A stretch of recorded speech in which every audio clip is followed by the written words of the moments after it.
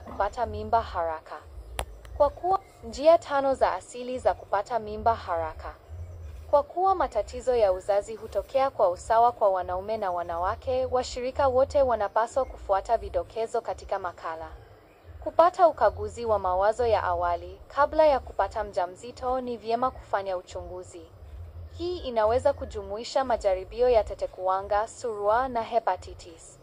Daktari wako anaweza pia kuagiza virutubisho, ikiwa ni pamoja na folic acid kwa wanawake. Kirutubisho hiki ni muhimu katika miezi ya mwanzo ya ujauzito na huzuia ulemavu wa kuzaliwa. Kwa hivyo, ni muhimu kupata asidi ya folate ya kutosha kabla ya kupata mimba. Kujua mzunguko wako. Moja ya vidokezo vya kupata mjamzito kwa asili ni kujua wakati una ovulation. Ikiwa mzunguko wako wa hedhi hutokea kila baada ya siku 28 hadi 32, unaweza kufuatilia kwa kutumia mbinu rahisi inayojulikana kama njia ya mdundo au kalenda. Kwa njia hii, unahitaji tu kuhesabu tarehe ya hedhi yako ijayo. Kwa mfano, ikiwa una hedhi tarehe 20 Oktoba na una mzunguko wa siku 30, tarehe inayofuata itakuwa karibu tarehe 20 Novemba. Sasa, hesabu nyuma siku 8 hadi 18, na hapo ndipo ungekuwa unadondosha yai.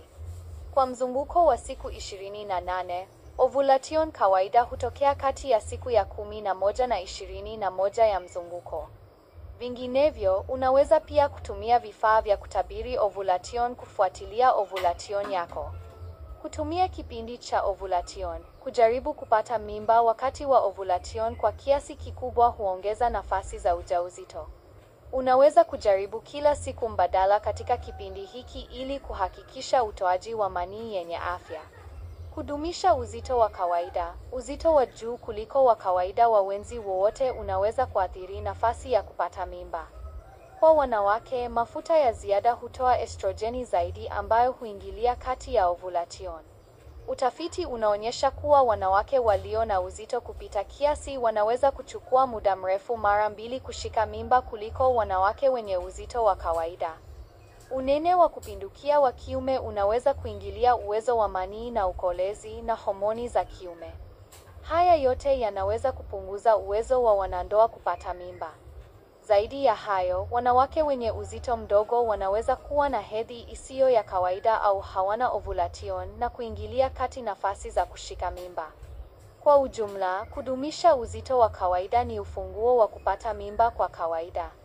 Kufanya mabadiliko ya maisha. Kuwa hai ni mojawapo ya njia za asili za kupata mimba na kudumisha afya bora.